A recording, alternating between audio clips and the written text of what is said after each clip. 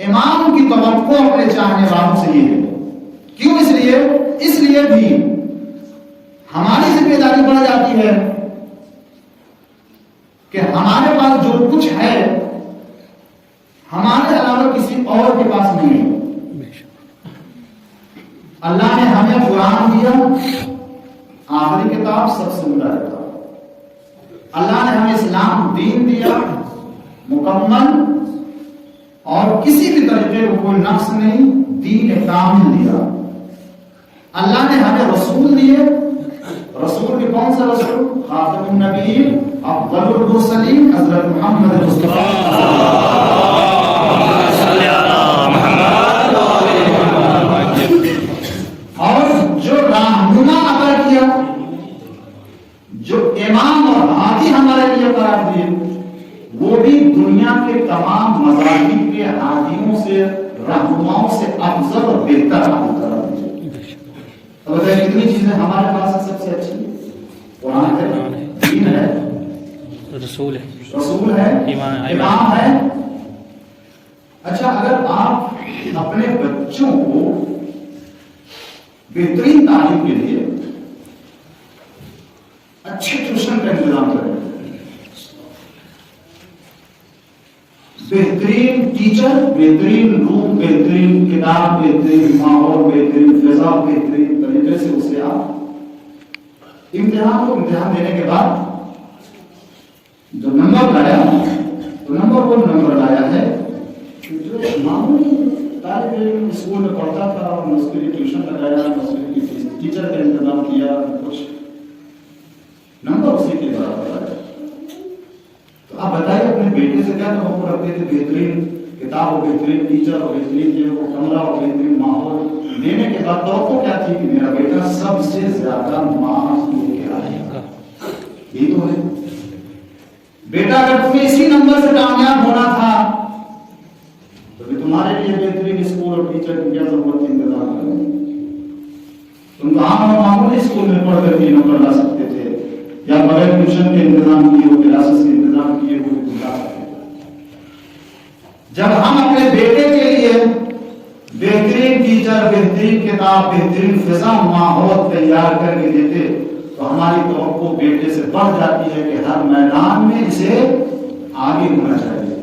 تو جس اللہ نے ہمیں بہترین کتاب دی، بہترین دین دیا، بہترین رسول دیے، سب سے عمدہ امام دیے، تو اللہ بھی چاہتا ہے کہ ان لوگوں سے یہ توقع رکھتا ہے کہ میدان عمل میں، میدان اطاعت میں، بندگی میں دوسرے لوگوں سے سب سے آگے ہونا چاہیے.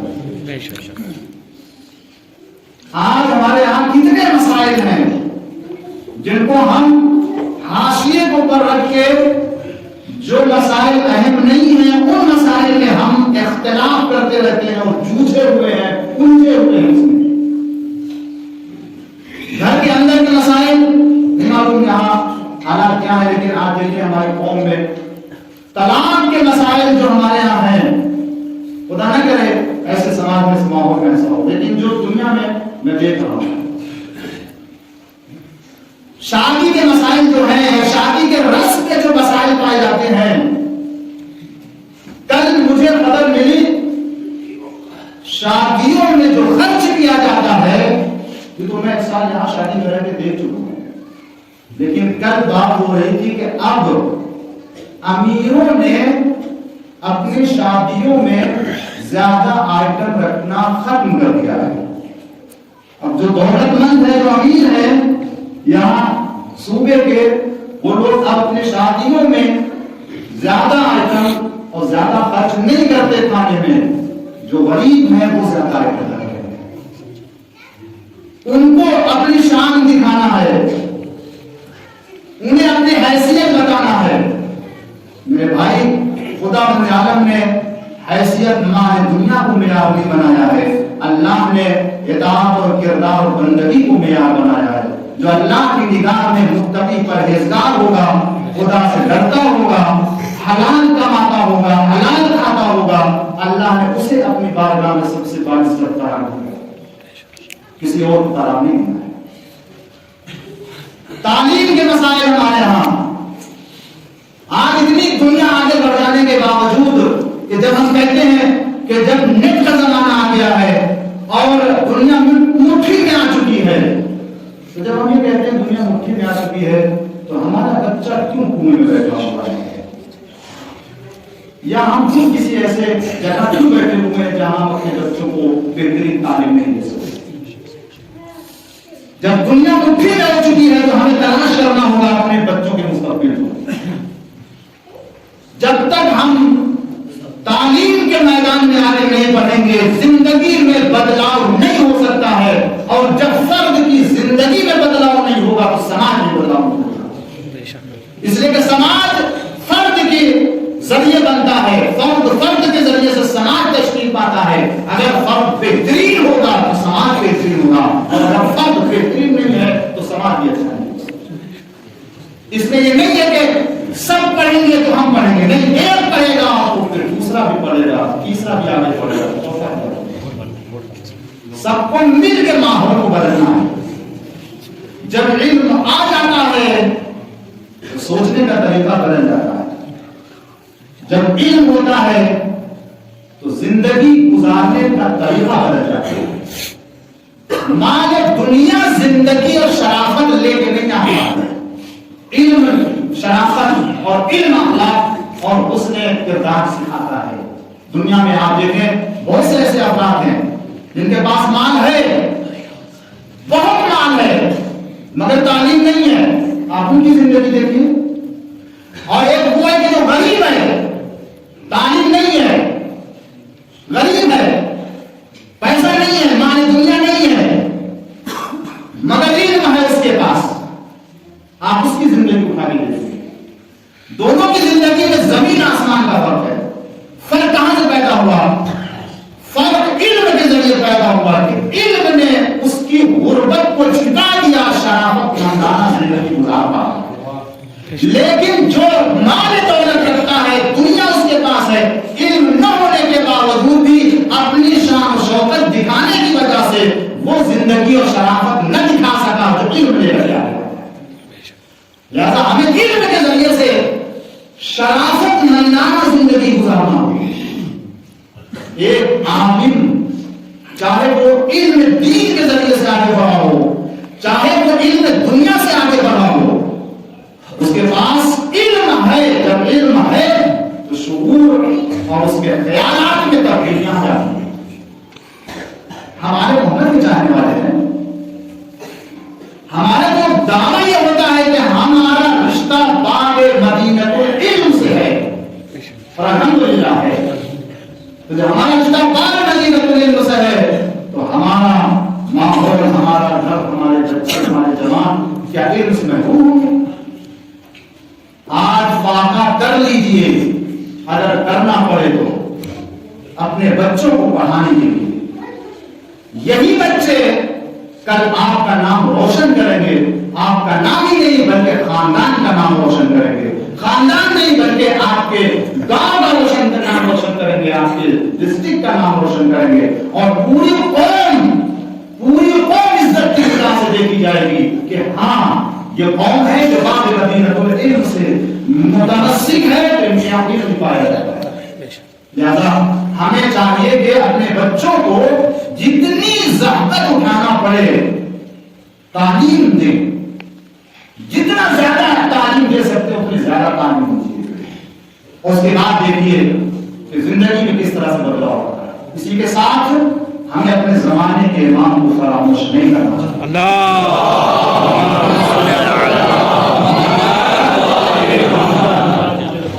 جس طرح ہم تمام قومیں منفرد ہیں، دنیا کے ہر قوم سے اور ہر ملت سے ہمارا ایک امتیاز پایا جاتا ہے، تو وہ امتیاز کون سے امتیاز ہے؟ یہ کہ ہمارا سرپرست آج زندہ ہے۔ اللہ نے ہمارا جسے وارث قرار دیا ہے، وہ آج اگرچہ ہماری نگاہوں کے سامنے نہیں ہے، مگر نہ وہ ہماری یاد سے غافل ہے اور نہ ہی ہم یتیم ہیں۔ اور جب ہم یتیم نہیں ہیں اور ہمارا باپ موجود ہے، اور باپ بھی ایسا باپ کہ جو ہمارے دنیاوی باپ سے بڑھ کے محبت کرنے والا ہے، تو پھر ہم اپنے مسائل میں اپنے باپ سے کہنے سے پہلے دنیا کے صاحبان منصب کے دروازے پر جانے سے پہلے، کسی گاؤں اور علاقے کے بڑے انسان کے پاس جانے سے پہلے ہمیں سب سے بڑی طاقت کے پاس آنا چاہیے، جو ہمارا وارث ہے، جس کے وجود سے ہماری سانس چل رہی ہے، جس کے وجود سے ہمیں رزق مل رہا ہے، جس کے وجود سے یہ زمین اور آسمان قائم ہے۔ اگر اس کی بارگاہ میں آئیں گے اور اپنے مسائل رکھیں گے تو اگر وہ نہیں حل کرے گا تو کون حل کرے گا؟ یاد رکھیے کہ اگر مسائل وہاں سے حل نہ کیے گئے تو دنیا کی کوئی طاقت اس مسئلے کو حل نہیں کر سکتی ہے، اور اگر وہ حل کرنے پر آ جائے تو کوئی مشکل نہیں پیدا کر سکتا، اس لیے کہ وہ مشکل کشا کروا سکتا، اس لیے کہ وہ حجت خدا ہے۔ اللہ نے اسے دنیا کے تمام انسانوں سے بڑھ کر قدرت عطا کی ہے۔ زیارت جامعہ میں پڑھتے ہیں ہم امام علی النبی علیہ الصلوۃ والسلام،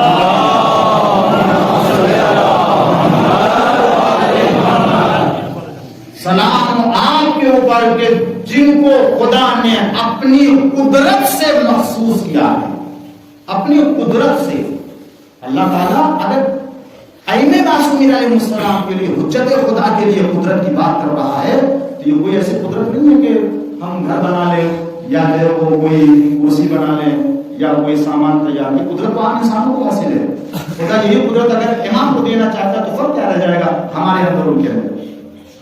بلکہ خدا جو فرماتا ہے کہ امام جو فرماتے ہیں کہ اللہ نے اپنی خاص قدرت کا مظہر قرار دیا ہے، اس کا مطلب یہ ہے کہ خدا بند عالم جس طریقے سے قادر ہے ان تمام چیزوں کے اوپر کہ جن پر کوئی دوسرا انسان قدرت نہیں رکھتا ہے، اسی طریقے سے اللہ تعالیٰ نے اماموں کو اپنی اسی قدرت کا مظہر قرار دیا ہے کہ اگر یہ چاہ لیں اور خدا سے طلب کر لے، جس کے یہاں بیٹا نہیں ہوتا تو یہ بیٹا دے دیں گے، اگر کسی کو زندگی نہیں ملتی ہے تو یہ زندگی دے دیں، اگر کسی مردے کو زندہ کرنا ہو تو یہ زندہ کر دیں گے، اس لیے کہ یہ اللہ کی دی ہوئی قدرت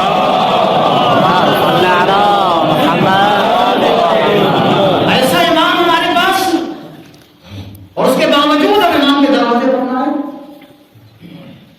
اور وہ اس دنیا میں ہمارا خیال رکھتا ہو، ہمارے اوپر نگاہ رکھتا ہو، ہمارے اوپر نظر رکھتا ہو، ہمارے لیے دعائیں کرتا ہو، اور ہم اپنی زندگی میں اسے اس لائق بھی نہ سمجھے معاذ اللہ کہ جب کوئی مشکل آئے تو باپ سمجھ کر اس سے کہیں مولا آج ہمارا کاروبار نہیں چلا، کل ایسا نہ ہونے پائے،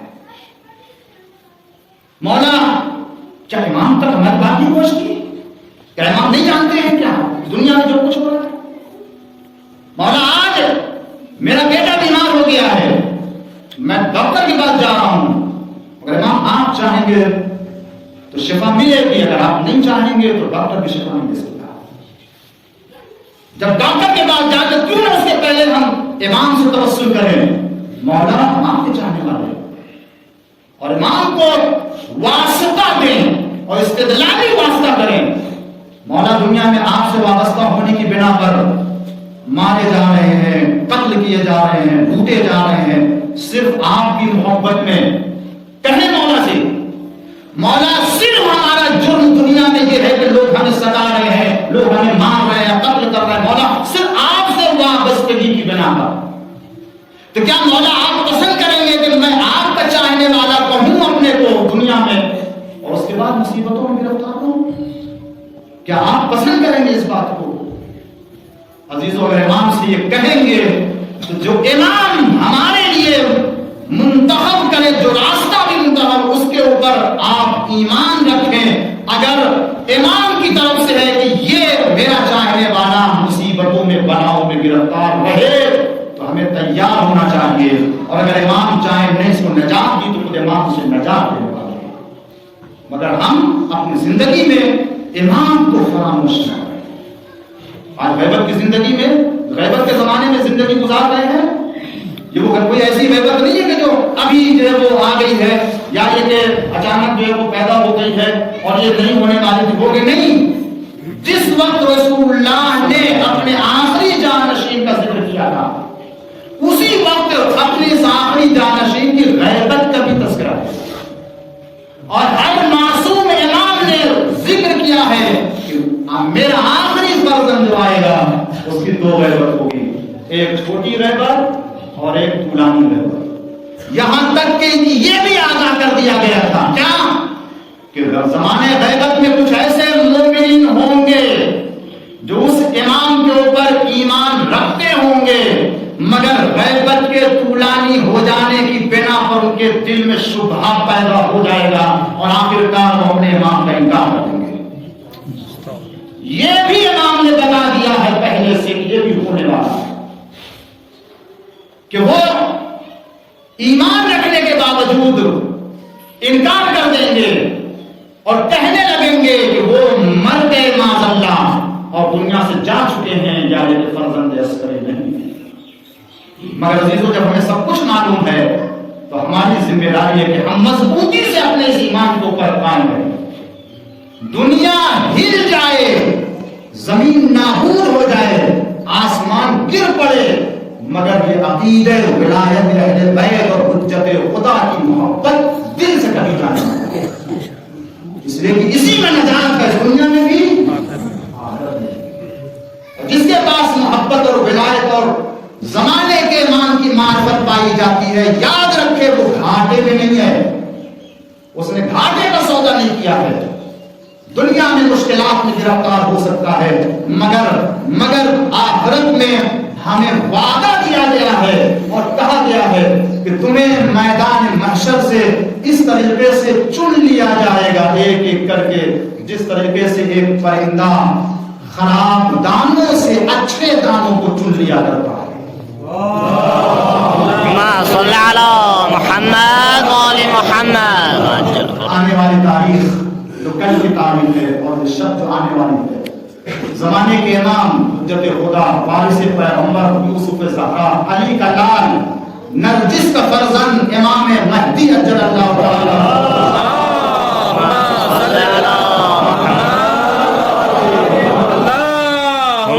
صلی علی محمد وآل محمد۔ ولادت کی تاریخ عہد کریں کہ آپ کے حقیقی اصحاب میں انصار میں شمار ہونے کی کوشش کریں اور اپنی نسلوں کو اور اپنے بیٹوں کو آپ کا محب بنائیں گے اور آپ کی معرفت دلوں میں پیدا کریں گے۔ جب کوئی مشکل آئے گی مولا آپ سے بیان کروں گا، آپ نے سنیں گے تو اللہ تعالیٰ سے